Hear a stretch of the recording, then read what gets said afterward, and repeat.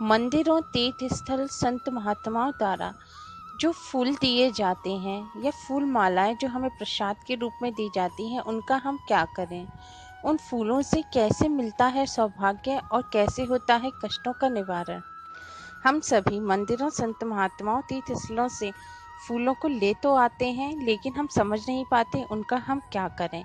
कभी हम उन्हें गंगा जी में या स्वच्छ जल में प्रवाहित कर देते हैं, कभी हम उन्हें तिजोरी में रख लेते हैं, या कुछ लोग या बच्चे अपनी किताबों में उन्हें रख लेते हैं। कई बार हम लोग इधर उधर उन फूलों को रख देते हैं और वो झड़ जाते हैं या रखे रखे खराब हो जाते हैं, इधर उधर गिरे रहते हैं। ये सब तभी होता है जब हमें अच्छी तरह से नॉलेज नहीं होती कि इन फूलों का हम क्या करें, इन फूलों में कितनी शक्ति होती है। ये फूल कोई साधारण फूल नहीं होते। जब भगवान पर मंदिरों में या संत महात्माओं के शरीर से जब फूल स्पर्श करते हैं तो उनकी शक्ति उन फूलों में समाहित हो जाती है और वो फूल एक साधारण फूल ना बनकर एक पारस मणि की तरह हो जाते हैं, जो इंसान को छूने से ही उसके सभी कष्ट, दरिद्रता, दुख, परेशानी हटा देते हैं। शिव पुराण में भगवान शिव ने माता पार्वती को इन फूलों की महिमा बताई है। जब भी हमें मंदिरों, तीर्थ स्थल या संत महात्माओं द्वारा प्रसाद के रूप में जब कोई फूल माला या फूल दिए जाते हैं तो हमें उन्हें बहुत सावधानी से, इज्जत के साथ, जिसे हमारे हाथ में भगवान हो या पारसमणि हो, इस तरह से हमें उन्हें अपने घर में लेकर आना चाहिए और एक साफ पात्र में यानी कि बर्तन में हमें उन फूलों को लेकर मंदिर में रख देना चाहिए और 21 दिन तक उन्हें ऐसे ही रखे रहने देना चाहिए। 21 दिन बाद जो पहला रविवार संडे पड़े, उस दिन हमें अपने पूरे परिवार के साथ बैठकर, परिवार में आपके पति या पत्नी या बच्चे, माता पिता जो भी सदस्य हों, उन सभी को अपने साथ पूजा में बैठाएं और सभी को कंबल यानी कि ऊन के गर्म आसन पर, जो रंग बिरंगा आसन हो, उस पर बैठना चाहिए पूजा करते वक्त, और उन फूलों को रख लें सामने और उन फूलों को हाथों से, अपने दोनों हाथों से मसलकर उनका चूरा बना लें। चूरा हाथों से मसलकर ही बनाना चाहिए, क्योंकि वो फूल भगवान पर चढ़े होते हैं या संत महात्माओं पर चढ़े होते हैं, तो उन फूलों में इतनी शक्ति होती है कि हमारे हाथों की जो भी गलत रेखाएं हैं, बुरी रेखाएं हैं, अशुभ रेखाएं हैं, वो सब शुभ रेखाओं में परिवर्तित हो जाती हैं।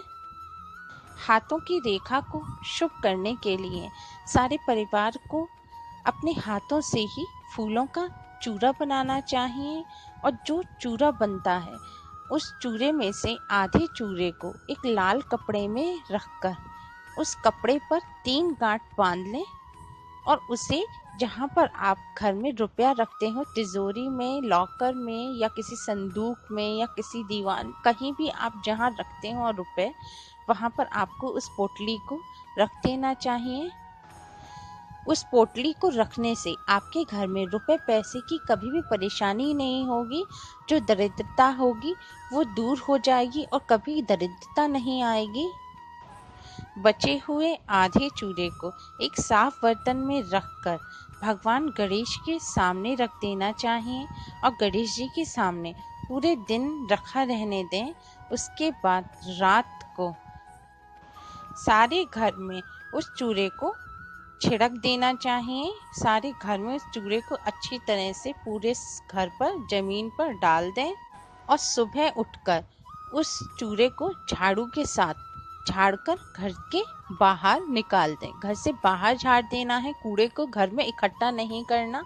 इससे घर की सारी दरिद्रता, कष्ट, परेशानियां भी झड़ जाएंगी। जो पितृदोष होंगे वो भी हट जाएंगे। वो फूलों का चूरा सारी बुरी शक्तियों को लेकर, सारी नेगेटिव एनर्जी को लेकर घर से बाहर निकल जाएंगे। प्रसाद में अगर हमें फूलों की माला मिली है तो माला में फूलों के साथ साथ एक धागा भी होता है जिसमें माला पिरोई जाती है। उस धागे की गांठ को खोलकर ही हम फूलों को निकालेंगे, धागे को तोड़ेंगे नहीं, और धागे में और भी कोई गांठ हो उसे भी खोल देंगे। धागे के दोनों सिरों को एक साथ पकड़ के धागे के बीचों बीच एक गांठ लगा देंगे। बीचों बीच गांठ लगाने के बाद उस गांठ के एक साइड हम 7 गांठ लगाएंगे और दूसरी साइड 8 गांठ लगाएंगे। इस तरह से धागे में टोटल 16 गांठ लग जाएंगी। 16 गांठ 16 देवियों का प्रतीक मानी जाती हैं। गृहस्थ जीवन की 16 देवियां हैं और हर पूजा से पहले, कथा से पहले उन 16 देवियों की पूजा की जाती है। 16 देवियों के प्रतीक उस धागे को अब पीला चंदन लगा देंगे। वो धागे को पूरा पीला कर देंगे और पीला चंदन लगाने के बाद उस धागे को अपने घर के मुख्य दरवाजे यानी कि मेन गेट के अंदर हम किसी भी कील खिड़की पर उसे बांध देंगे। बांधते समय उस धागे में हम 3 गांठ लगाएंगे। इससे गृहस्थ जीवन में किसी भी तरह का कोई भी कष्ट, दुख नहीं होगा। सिर्फ हमें इतना याद रखना है कि वो धागा हम जहाँ बांधे वो स्थान एकदम साफ हो, पवित्र स्थान हो। कोई गंदी जगह या शू रैक वगैरह होती हैं मेन गेट पर आजकल, तो हम वहाँ नहीं बांधेंगे। अगर कोई ऐसी जगह नहीं है तो आप दरवाजे के ऊपर कहीं दीवार पर साइड में एक कील गाड़ कर उसमें भी धागे को बांध सकते हैं। अगर हम मंदिरों, संत महात्माओं द्वारा मिले गए इस फूल के प्रसाद का हम इस तरह से आदर करते हैं, उन्हें यथा योग्य स्थान पर रखते हैं, तो हमारे सभी कष्टों, सभी दोषों का निवारण हो जाता है और सौभाग्य की प्राप्ति होती है, आरोग्य मिलता है, भगवान की कृपा और आशीर्वाद हम पर बनी रहती है और जीवन सुखमय हो जाता है। भगवान का प्रसाद मिलना बहुत किस्मत की बात होती है और प्रसाद का अनादर करना बहुत बड़ा पाप है। भगवान ने हमारा जीवन सुखमय बनाने के लिए हमें अपना प्रसाद, आशीर्वाद कई रूपों में दिया है। कभी फूलों के रूप में हमें देते हैं, कभी प्रसाद के रूप में, कभी कथाओं के रूप में, कभी संत महात्माओं के संग के रूप में। बस जरूरत है हमें भगवान के दिए अमृतमय प्रसाद, आशीर्वाद को सम्मान के साथ, प्रेम के साथ ग्रहण करने की। उम्मीद है अब हम सभी मंदिरों, तीर्थ स्थलों से जो पारसमणि के रूप में हमें पुष्पमालाएं, फूल मिलते हैं, हम उनका सम्मान करें, उनके महत्व को समझें, उनका सदुपयोग करके भगवान का आशीर्वाद प्राप्त करें, अपने जीवन को सुखमय बनाएं। हमें जितनी जानकारी थी हमने आपके साथ शेयर की। उम्मीद है आपको पसंद आई होगी और इस वीडियो को लेकर आपके पास कोई भी एडवाइस हो या कोई भी जानकारी हो तो प्लीज़ वो आप हमें कमेंट्स के द्वारा ज़रूर बताएं।